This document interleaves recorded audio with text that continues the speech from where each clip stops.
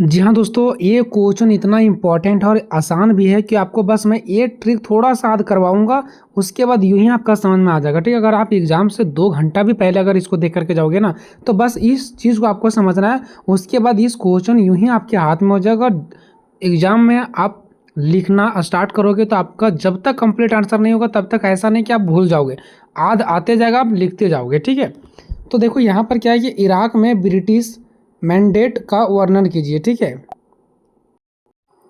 या तो चेंज करके दे सकता है ब्रिटिश संरक्षण। तो आपको ध्यान देना दोस्तों कि हो सकता है सिर्फ ब्रिटिश मैंडेट भी दे दे या तो फिर ब्रिटिश संरक्षण भी दे दे, क्योंकि ये जो ब्रिटिश मैंडेट आपको ये दिख रहा है ना, वो इंग्लिश का वर्ड है, बाकी ब्रिटिश संरक्षण ये आपका हिंदी का वर्ड है। तो दोनों में से कोई भी अगर एग्जाम में दे दे दोस्तों, ध्यान रखना आंसर आपको सेम यही वाला लिखना है। ठीक है, तो ट्रिक क्या देखते हैं सबसे पहले देखिए दोस्तों, जब प्रथम विश्व युद्ध होता है, ठीक है, तो ये जो उस्मानी साम्राज्य है ना, इसका हार होता है। अब ये उस्मानी साम्राज्य क्या, यहीं पर समझना है। ये जो पूरा बहुत बड़ा क्षेत्र में फैला हुआ था। ठीक है, आपको पता है कि पहले के जो राजा लोग थे वो बहुत ही बड़े बड़े जगह को अपने अंदर में, मतलब उसको जीत करके रखते थे, अपने नियंत्रण में, अपने कब्जा करके रखते थे। ठीक है, वैसे ही यहाँ के एक राजा थे जो क्या करते थे, पूरा ये जो पूरा का पूरा बड़ा क्षेत्र है ना, इसके अंदर कई सारे देश आ जाते थे। ठीक है, तो उस पर अपना कब्जा कर रखे थे। इसी के साम्राज्य का नाम था उस्मानी साम्राज्य। ठीक है, अब ये उस्मानी साम्राज्य के अंदर बहुत सारे क्या आते हैं, देश आते हैं, जैसे तुर्की वगैरह। ठीक है, मासूल हो गया, बगदाद हो गया, बसरा हो गया, और भी छोटे छोटे बहुत सारे देश यहाँ पर शामिल होते हैं। ठीक है, लेकिन इस पूरे का नाम क्या है, उस्मानी साम्राज्य। अब जब प्रथम विश्व युद्ध होता है तो इस देश, यहाँ के जो देश होते हैं ना उस्मानी साम्राज्य, जैसे तुर्की, ये सब भी प्रथम विश्व युद्ध में क्या होते हैं, जाते हैं युद्ध लड़ने के लिए। लेकिन प्रथम विश्व युद्ध में यहाँ वाले देश जो लड़ने के लिए गए थे उसका हार हो जाता है। जब यहाँ वाला देश हार जाते हैं ना, तो ये जो पूरा उस्मानी साम्राज्य के अंदर बहुत सारे जो देश थे ना, वो सब टूटने लगे, क्योंकि यहाँ पर जब हार हो गया ना, तो इसके अंदर जितने भी सारे देश थे वो आज़ाद होने लगे, यानी यहाँ से बाहर निकलने लगे। क्योंकि यहाँ के राजा इसको अपने कब्जा में जो कर रखा था ना, तो ये बाहर नहीं निकल पा रहे थे। लेकिन जैसे ही यहाँ के और भी जो देश थे वो प्रथम विश्व युद्ध में उनका जब हार होता है, तो अब ये सभी देशों को आज़ादी मिलने लगा और ये सब बाहर निकलने लगे। ठीक है, तो प्रथम विश्व युद्ध होता है, उसके बाद उस्मानी साम्राज्य का पतन होता है, यानी ये ख़त्म हो जाता है। उसके बाद इसके अंदर बहुत सारे देश होते हैं, तो बहुत सारे देश को हमको मतलब नहीं है अभी इस क्वेश्चन में, हमको मतलब है ये तीनों देश का। एक होता है मौसूल, एक होता है बगदाद, और एक होता है बसरा। ये जो 3 क्षेत्र है ना, ये तीनों क्षेत्र अलग अलग है ना, अलग अलग है। लेकिन अब क्या होता है कि जब यहाँ पर ये प्रथम विश्व युद्ध में उस्मानी साम्राज्य का जब हार हो जाता है, तो बात यहाँ पर अब ये आता है दोस्तों कि मौसूल, बगदाद, बसरा, ये सब पर अब कब्जा करेगा कौन, आने की इसको देखभाल करेगा कौन, है ना। ठीक है, क्योंकि ये इस साम्राज्य से बाहर निकल चुके थे, तो दुनिया के सामने ये सवाल आने लगा कि ये तीनों क्षेत्रों पर किनका कब्जा होगा अब, यानी इसको देखभाल कौन करेंगे। और इन देश बहुत ज़्यादा गरीब थे उस समय। ठीक है, क्योंकि युद्ध में हार हुआ था, तो यहाँ के जितने भी सारे देश थे ना, उस सभी की व्यवस्था बहुत ही चरमरा उठा था, यानी कि बहुत गरीबी हो चुका था। ठीक है, तो जो दुनिया में जो ताकतवर देश थे ना, उन्होंने ये फैसला लिया कि ये जो छोटे छोटे ये सब जो जगह है, ये सब जो क्षेत्र है, ये सबको कौन देखेगा और कौन इनको ऊंचा उठाएगा, कौन ये जो गरीब में डूबे हुए हैं कौन इसको अमीर बनाएगा। ठीक है, तो सभी जो ताकतवर देश थे वो चुनते हैं ब्रिटेन को ये सौंप देते हैं कि बसरा, बगदाद और मौसूल, ये जो 3 क्षेत्र है, इसको आपको दिया जाता है और आपके ही अंडर रहेंगे, और आपको ही क्या करना है, ये सब क्षेत्र को ऊंचा उठाना है, यानी आगे बढ़ाना है। अब ब्रिटेन को तो यही चाहिए था, ब्रिटेन ने साइन कर दिया, हस्ताक्षर कर दिया कि ठीक है हम ये तीनों को विकास कराने का काम करेंगे। लेकिन ये विकास क्या कराएंगे, यहाँ पर ये अपना फ़ायदा देख रहे थे और यहाँ से तेल निकाल करके अपना देश भेज रहे थे। ठीक है, तो ब्रिटेन को ये हक दे दिया जाता है कि इस तीनों पर अब देखभाल कौन करेगा, ब्रिटेन करेगा। ठीक है, तो अब ब्रिटेन ने क्या किया, अलग अलग कितना चलाएगा, ये तीनों को एक ही साथ मिला दिया। ये जो तीनों जगह है ना, ये तीनों जगह को एक ही साथ मिला दिया और उसी का नाम दे दिया गया दोस्तों इराक। ठीक है, उसी का क्या नाम दिया गया, इराक दे दिया गया। और इराक में एक राजा बना दिया गया जिसका नाम था फैसल। और ये जो फैसल राजा बना दिया गया ना इराक में, तो इराक में ये जो फैसल राजा था वो किसका था, ब्रिटेन का ही था, क्योंकि ब्रिटेन ने ही फैसल राजा को बनाया था इराक में। और ये जो फैसल राजा यहाँ पर था ना, तो ब्रिटेन पहले ही कह दिया था कि फैसल को कि हम तुमको यहाँ का राजा बना रहे हैं, लेकिन तुमको वैसा ही करना पड़ेगा जैसा मैं बोलूँगा। मतलब ये फैसल जी सिर्फ वहाँ पे राजा के नाम पर ही बने थे, मतलब ये इसके इशारे पर चलते थे, ब्रिटेन के इशारे पर चलते थे। ठीक है, तो ये जो तीनों क्षेत्रों को मिला करके इराक बनाया गया था। ठीक है, इस पर कब्जा किसका था? ब्रिटेन को था। ब्रिटेन को ये कब्जा दिया गया था कि आपको इस पर क्या करना, नियंत्रण रखना है और इसका विकास करवाना है। इसीलिए ब्रिटेन ने सोचा अलग अलग इन लोगों पर हम कितना ध्यान देंगे, तीनों को एक ही साथ मिला देते हैं और इन तीनों को एक ही साथ मिला करके नाम दे दिया गया इराक। और बस अब ये इराक को देखने लगे। ठीक है, तो इसी चीज़ों को नाम दिया गया दोस्तों ब्रिटिश मैंडेट। ठीक है, जो कि ब्रिटेन को ये दिया गया था कि आपको यहाँ पर देखभाल करना है, इसी का नाम था ब्रिटिश मैंडेट। ठीक है, अब देखते हैं दोस्तों यहाँ पर क्वेश्चन विथ आंसर। ठीक है, सबसे पहले भूमिका को देखते हैं। ठीक है, प्रथम विश्व युद्ध से पहले इराक नाम का कोई अलग देश नहीं था। यानी जब पहला विश्व युद्ध नहीं हुआ था ना, उस समय इराक थोड़ी ना था। इराक तब बना ना जब प्रथम विश्व युद्ध में यहाँ वाले सभी देशों का हार हुआ। तो बात यह आया कि ये तीनों क्षेत्र को कौन संभालेगा, तो ब्रिटेन को दिया गया। तो ब्रिटेन ने तीनों को एक ही साथ मिलाकर के इराक नाम दे दिया गया था। ठीक है, तो अलग कोई भी देश नहीं था इराक नाम का। ठीक है, यह क्षेत्र उस्मानी साम्राज्य का हिस्सा था। ये जो तीनों क्षेत्र था ना, इराक मतलब क्या, ये तीनों क्षेत्र, तो ये तीनों क्षेत्र पहले उस्मानी साम्राज्य का ही क्या हुआ करता था, हिस्सा हुआ करता था। ठीक है, जो कि तीन अलग अलग प्रांतों यानी कि तीन अलग अलग जगहों में बांटा गया था, अलग अलग क्षेत्रों में बांटा गया था, अलग अलग मोसुल, ठीक है, बगदाद और बासरा में बांटा गया था। युद्ध में उस्मानी साम्राज्य का हार हो जाता है। उसके बाद 1920 में दुनिया की बड़ी शक्ति वाले देशों ने एक बैठक की। उस बैठक का नाम था सैन्य रेमो सम्मेलन। अगर याद रहेगा तो ठीक है ना, छोड़ देना। ठीक है, जब इनका हार हो गया ना, तो दुनिया के जो ताकतवर देश थे ना, उनके बीच एक बैठक हुआ और कहा गया कि जो इन लोग देश अब जो कमज़ोर पड़ गया, बेचारे लोग जो हार गया युद्ध में, अब इसको ब्रिटेन को दे देते हैं संभालने के लिए। ठीक है, तो बैठक में इस बात का तय किया गया। ठीक है, इस बैठक में तय हुआ कि इराक की देखभाल और शासन चलाने की जिम्मेदारी ब्रिटेन को सौंपी जाएगी, है ना। जो इराक है, जो कि तीनों क्षेत्रों से मिलकर बना है, इसका जो जिम्मेदारी है वो ब्रिटेन को दिया जाता है। ब्रिटेन तो यही चाहता था। ठीक है, तो इसी व्यवस्था को ब्रिटिश मैंडेट कहा जाता है, जो कि ब्रिटिश को सौंपा गया था ना ईरान को चलाने के लिए। इराक को चलाने का जिम्मेदार किसको दिया गया था? ब्रिटिश को। इसी चीज़ को ब्रिटिश मैंडेट के नाम से जाना जाता है। कागजों पर तो ब्रिटिश मैंडेट का मकसद इराक को एक स्वतंत्र देश बनाना था। यानी कागज पर तो ये साइन कर दिया था कि ठीक है, हम क्या करेंगे, जो इराक है उसको हम स्वतंत्र देश बनाएंगे, है ना।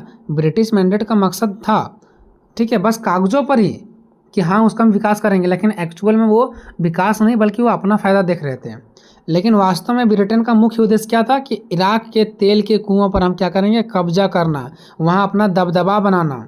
सिर्फ कागज़ पर ही ये ब्रिटिश मैंडेट का मकसद को पूरा कर रहे थे। ठीक है, बस नाम के लिए, बाकी वो अपना तेल के लिए उसके कुओं पर कब्जा करना चाहते थे। आगे देखते हैं ब्रिटिश मैंडेट की मुख्य बातें और कार्यप्रणाली। जो ब्रिटिश मैंडेट था, यानी ब्रिटिश मैंडेट मतलब क्या, जो इसको अधिकार दिया गया था कि तुम ही को इसको सौंप रहे हैं और तुम ही क्या करेगा, इराक को पूरा चलाने का काम करेगा। तो ये बात तो इसको कह दिया गया था, तो उसी को बोला जाता है ब्रिटिश मैंडेट। तो इसका क्या क्या बातें था और इसका कार्यप्रणाली क्या था, क्या इन्होंने सच में वैसा काम किया या नहीं किया। देखो, ब्रिटिश ने इराक पर पूरी तरह अपना नियंत्रण स्थापित करने के लिए कई कदम उठाए। देखो, ब्रिटिश को तो पहले बोला गया था कि इराक को संभालने का काम करना है, तो इन्होंने बोला ठीक है काम तो करेंगे, लेकिन ये तो अपना फ़ायदा देख रहे थे। सबसे पहले 3 प्रांतों को मिलाकर के एक देश बना दिया। जो तीनों अलग अलग जगह था ना, उसको मिला करके एक देश बना दिया गया, जिसका नाम था हमारा इराक। तो ब्रिटेन ने अपने प्रशासनिक फ़ायदे के लिए, यानी कि अपने फ़ायदे के लिए, जो मौसूल था, बगदाद था और बसरा, जो अलग अलग क्षेत्र था, उसको मिलाकर के एक ही नाम इराक दे दिया गया। ठीक है, एक नया देश तैयार कर दिया गया। लेकिन समस्या यहाँ पर यह आ गया कि इन तीनों क्षेत्रों में रहने वाले जो लोग थे ना, समुदाय के लोग, वो अलग अलग भाषा, अलग अलग जाति के थे, अलग अलग भाषा बोलते थे, जिसके कारण उनके बीच पहले से कोई खास तालमेल नहीं था। यानी कि अलग अलग जगह वाले अब सब एक जगह मिला दिए ये, लेकिन इन लोगों को कभी आपस में मिले नहीं थे। ठीक है, तो इन तीनों से आपस में बनता नहीं था, तालमेल नहीं हो पा रहा था, बात विचार नहीं होता था। ठीक है, तो इन लोगों को थोड़ा अनबन जैसा लगता था।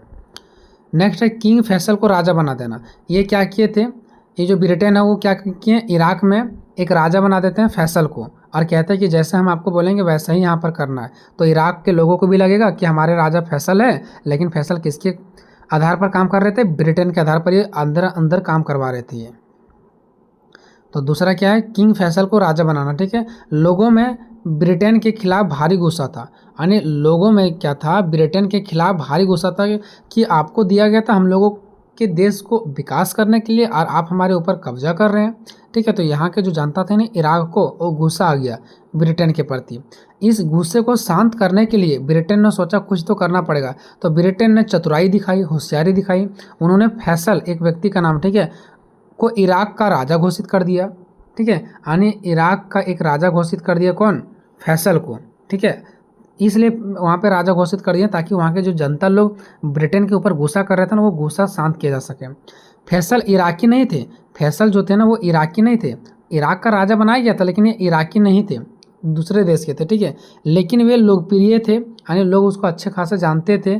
ठीक है, बोले हाँ ये अच्छा नेता है, इसलिए उसको इराक में बना दिया गया। लेकिन ब्रिटिश ने उन्हें एक कठपुतली राजा की तरह इस्तेमाल किया। कठपुतली राजा मतलब कहा कि ठीक है हम तुमको वहाँ राजा बनाते हैं, लेकिन हम जैसे बोलेंगे वैसे ही करना होगा, है ना, ताकि पर्दे के पीछे से असली ताकत ब्रिटेन के पास रहे, है ना। यानी जब इराक में राजा बना दिया गया फैसल को, तो ब्रिटेन ने कहा जैसे हम आपको बोलेंगे वैसे ही करना है। तो पर्दे के बाहर से फैसल को राजा वहाँ पर दिखाया जा रहा था और पर्दे के अंदर से फ़ायदा ले रहा था कौन, ब्रिटेन। चलो उसके बाद नेक्स्ट क्वेश्चन की ओर बढ़ते हैं। आगे देखो क्या है, यहाँ तक हो गया। ठीक है,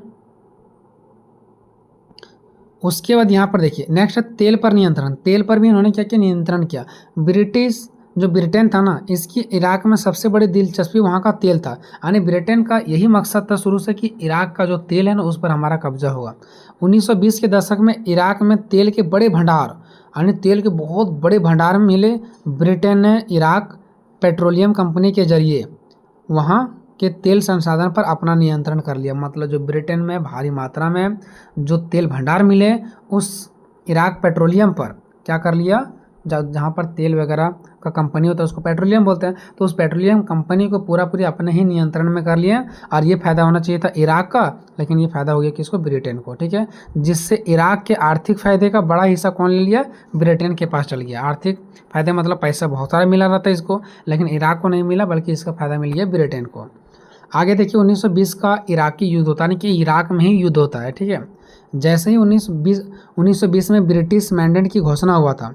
1920 में क्या होता है, ब्रिटिश मैंडेट की घोषणा हुआ था कि ब्रिटिश को ये अधिकार दिया जाता है कि इराक पर जाएंगे और वो क्या करेंगे, वहाँ को जो गरीब देश है वहाँ के देश को उठाने का काम करेंगे। ठीक है, लेकिन ऐसा तो हुआ नहीं, ये अपने फ़ायदे में अड़े थे। तो इराकी के जो जनता थे ना वो भड़क उठे। उन्हें लगा कि ऑटोमन साम्राज्य की गुलामी से छूटे तो अब अंग्रेज़ों के गुलाम बन गए। आने यहाँ पर देखिए ये जो क्षेत्र वाले लोग थे ना, मोसुल, बगदाद, बसरा, इसी को इराक बोला जा रहा है। ठीक है, यहाँ के लोगों को लगा कि जब हम उस्मानी साम्राज्य के पहले अंदर थे ना, ये सब पहले इसको कब्जे में कौन कर रखे थे, उस्मानी साम्राज्य। तो अब यहाँ वालों को लगा ये सब क्षेत्रों को कि पहले उस्मानी साम्राज्य के अंदर थे, अब यहाँ से जब आज़ाद होकर के बाहर निकलें तो अब ये ब्रिटेन अपने कब्जा में कर लिया। तो इन लोगों को तो गुस्सा तो आएगा ही आएगा।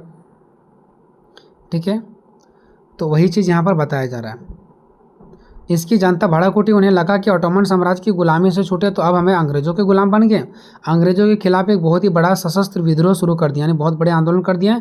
इस विद्रोह को दबाने के लिए ब्रिटिश सेना ने हवाई बमबारी और भारी ताकतों का इस्तेमाल भी किया। देखो ब्रिटिश के जो अधिकारी थे ना वो क्या किए, वहाँ के सेनाओं ने हवाई बमबारी किया इराक के लोगों पर, भारी ताकतों का इस्तेमाल किया गया। ठीक है, इस हिंसा में हज़ारों इराकी लोग मारे गए। अब इराक के लोगों के अंदर और गुस्सा आ गया और ब्रिटेन को भी भारी वित्तीय नुकसान हुआ और ब्रिटेन को भी भारी पैसों का नुकसान हुआ। ठीक है, युद्ध में दोनों देश का नुकसान होता है, जीतने वालों को भी और हार होने वालों को भी। इस विद्रोह ने अंग्रेज़ों को यह समझा दिया कि वे इराक पर सीधे तौर पर सीधे सैन्य शासन नहीं चला सकते। यानी जब इराक के लोग भले ही मारे गए, लेकिन जब ये उन्होंने विद्रोह किए तो अंग्रेज़ों का नींव हिल गया, उनका पैर हिल गया और उनको अब लगने लगा कि अब सीधा सीधी जो वो सैन्य चलाते थे ना, अपना सैनिक को बीच में ला देते थे इराक के लोगों को मारने के लिए। तो यही बात समझा दिया गया अंग्रेज़ों को कि आप क्या कर सकते हैं, अपना सेना को हमारे ऊपर नहीं चला सकते हैं। इसी के बाद उन्होंने राजा फैसल को गद्दी पर बैठाने और एक नाम मात्र की इराकी सरकार बनाने का फैसला किया। देखो पहले ब्रिटेन ने ही फैसल को गद्दी पर बैठाया था, लेकिन अब इराक के लोगों ने ही खुद बैठा दिया फैसल को और कहा कि अब आपको ब्रिटेन का बात नहीं मानना है बल्कि आपको जनता का बात मानना है। तो फैसल को गद्दी पर अभी कौन बैठाया है, जनता। पहले कौन बैठाए थे, ब्रिटेन बैठाए थे, अब जनता लोग बैठा दिए इसको। ठीक है, ये जो है ना तो अब तो इन ब्रिटेन और इराक के बीच लड़ाई होने लगा, ठीक है, जिसमें से ब्रिटेन का नींव हिल गया, कमज़ोर पड़ने लगा ब्रिटेन के लोग, ठीक है।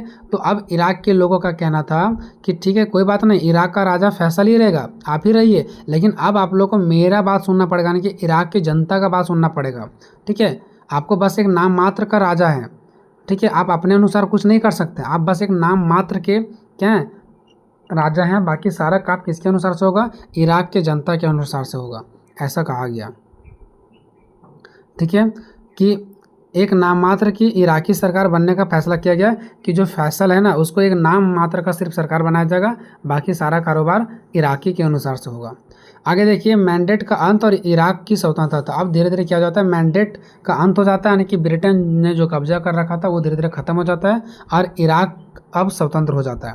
लगातार हो रहे विद्रोह, देखो दिन प्रतिदिन विद्रोह होते जा रहा है, भारी खर्च से तंग आ गया था ब्रिटेन, क्योंकि ब्रिटेन का भी बहुत ज़्यादा खर्च हो रहा था ना, तो इससे ब्रिटेन तंग आ चुका था, धीरे धीरे पीछे हटने के मन बना लिया उन्होंने, कहा कि अब पीछे ही हट जाते हैं हम लोग।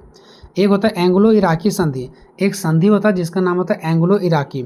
अगर उस समय एग्जाम में आपको ये याद नहीं होता तो बस आपको ये लिखना है कि एक संधि होता है जिसके तहत इराक को आज़ाद कर दिया जाएगा, ऐसा कहा जाता है, लेकिन ब्रिटेन के पास अभी भी वहाँ अपने 2 हवाई सैन्य ठिकाने रखने और युद्ध की स्थिति में इराक की ज़मीन पर कब्जा या इस्तेमाल करने का अधिकार रखेगा, ऐसा कहा गया। देखो जब ब्रिटेन लोग यहाँ से छोड़ रहे थे, ब्रिटेन के लोगों को आज़ाद कर रहे थे कि ठीक है अब हम लोग यहाँ से छोड़ के चल जाते हैं, लेकिन उन्होंने 2 बात शर्त रखा कि आप लोग को हम आज़ादी तभी देंगे, यहाँ से हम तभी जाएंगे जब हमें 2 हवाई सैन्य ठिकाने चाहिए, यानी जो 2 हवाई सैन्य का ठिकाना है ना वो उनको चाहिए था, और अगर कभी युद्ध करता है ब्रिटेन कहीं भी तो उस समय युद्ध के कंडीशन में वो क्या करेगा, इराक के ज़मीन का क्या करेगा, इस्तेमाल कर सकता है, ठीक है, ऐसा कहा गया। अब आगे देखिए क्या होता है, 3 अक्टूबर 1932 को ब्रिटिश मैंडेट आधिकारिक रूप से समाप्त हो गया, यानी कि 3 अक्टूबर 1932 को जो ब्रिटेन मैंडेट था ना, यानी कि जो ब्रिटिश कब्जा कर रखे थे ना वो हमेशा के लिए वो ख़त्म हो गया, ठीक है।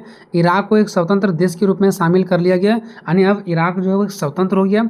इस तरह इराक दुनिया का पहला ऐसा देश बना जिसे मैंडेट सिस्टम से आज़ाद मिली। मैंडेट सिस्टम मतलब ये सिस्टम कि कोई देश किसी देश को उगाने के लिए आया हो लेकिन उसको और डुबाने का काम किया, फिर जनता ने फिर से मेहनत किए और अपना स्वतंत्रता प्राप्त किए। तो मैंडेट सिस्टम से आज़ाद होने वाला पहला एक ऐसा देश था जिसका नाम हमारा कौन था दोस्तों, इराक।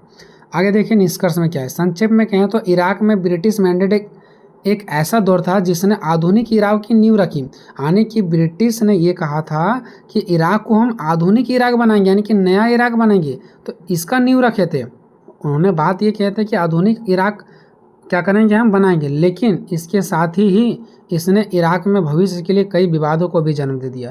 अब वो विकास क्या करवाएंगे, इसका भविष्य के लिए कई सारे विवाद बना दिए, लड़ाई झगड़ा करवा दिए ब्रिटेन ने आकर के यहाँ पर, ठीक है दोस्तों। तो जितना आसान भाषा में हो सकता है मैं समझाने का प्रयास करता हूँ, कहाँ पर कुछ क्या कमी रह जाता है वो आप लोग कमेंट में अपना राय जरूर दीजिएगा।